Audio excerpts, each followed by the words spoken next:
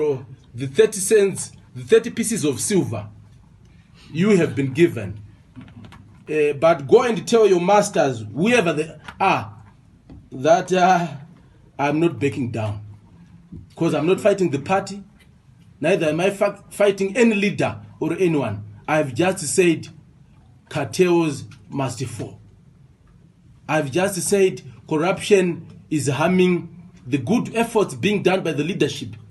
So there is no reason for anyone then to suspend me. Why would you suspend me for naming people who are outside the party?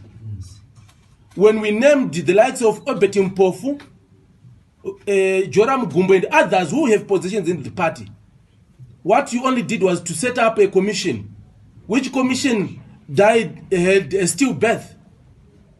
It could not even see the light of the day. They have not even set for a single meeting. So that was a minor crime to challenge a whole secretary for administration of the party. You smiled at it. And now we have charged non-members of the party. They do not even have a membership card of the party except for Tafadzwa Msarara. Billy Rottenberg doesn't even know how to chant a slogan. and the leadership saw it fit to make sure that they crush our political careers and save